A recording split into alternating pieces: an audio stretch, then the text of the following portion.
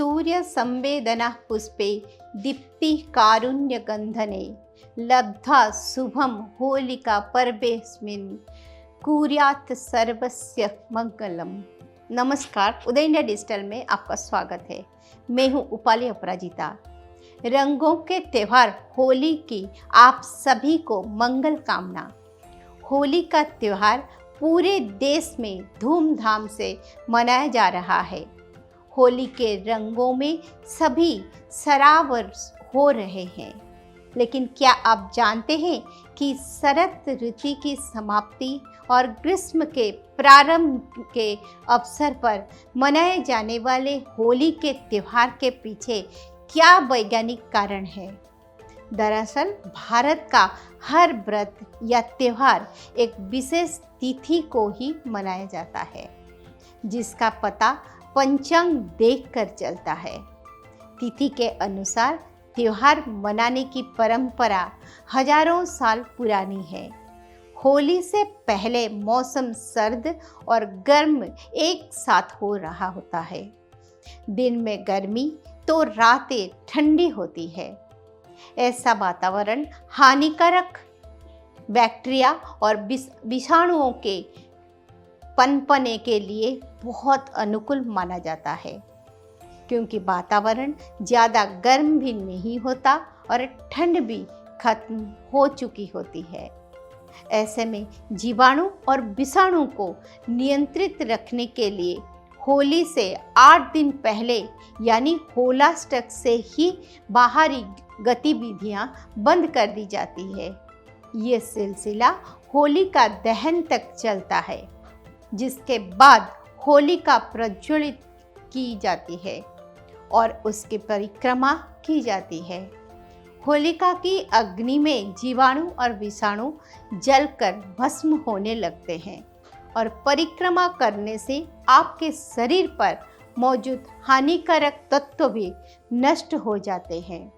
शरीर में नई ऊर्जा आती है, कफ दोष से मुक्ति मिलती है, त्वचा की बीमारियां दूर होती है। होली पर घर की साफ सफाई करने से धूल मिट्टी मच्छरों कीटाणुओं आदि का सफाया हो जाता है। होली का दहन में घर का कचरा, खेतों का पुआल और भूसा तथा सूखे पेड़ पौधों को जलाया जाता है, जिससे घर और खेतों की सफाई भी हो जाती है। दक्षिण भारत में होलिका दहन के बाद लोग होलिका की राख को माथे पर विभूति के तौर पर लगाते हैं। साथ ही अच्छे स्वास्थ्य के लिए चंदन तथा हरी कोपलों और आम के वृक्ष की बोर को मिलाकर उसका सेवन किया जाता है। ये सब शरीर से रोगों को दूर करने में मदद करते हैं। सर्दी के मौसम में आमतौर पर मन में निराशा की भावना भी बनी रहती है।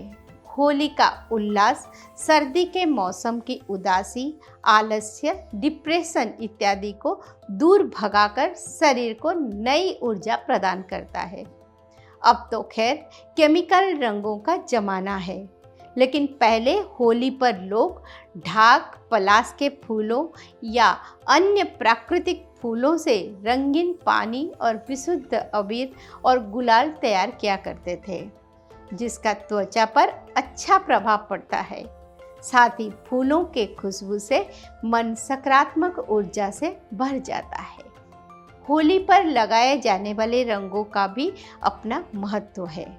जहाँ लाल रंग प्रेम का प्रतीक माना जाता है, जबकि हरा रंग प्रकृति का, पीला रंग आध्यात्मिक चेतना का प्रतीक है, तो नीला रंग मन को शांत करता है। केसरिया रंग जोश प्रदान करता है। होली के रंग से संबंधित एक कथा ब्रजभूमि से सुनाई जाती है कि हमारे प्रिय भगवान श्री कृष्ण तो सांवले रंग के थे, जबकि राधा रानी बहुत गोरी थी। श्री कृष्ण बार बार उसकी शिकायत यशोदा मैया से करते थे।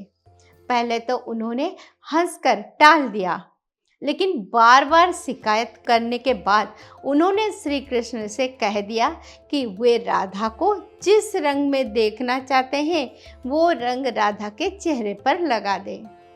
नटखट कन्हैया को मैया का सुझाव बहुत पसंद आया और उन्होंने ग्वालों के साथ मिलकर कई तरह के रंग तैयार किया और बरसाना पहुंचकर राधा और उनके सखियों को उन रंगों से रंग दिया।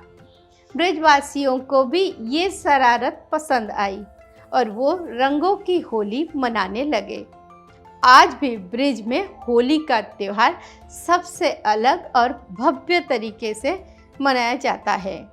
ब्रिज में लड्डू होली, फूलों की होली, लठमार होली, रंग अबीर की होली जैसे कई तरह से होली खेली जाती है। तो यह थी होली से जुड़ी परंपरा और उसका वैज्ञानिक महत्व। भारतीय चेतना में मैं आपके लिए इसी भारतीय पर्व और त्योहारों से जुड़े तथ्य लेकर आती रहूँगी। देखते रहिए उदय इंडिया डिजिटल। जय श्री कृष्ण।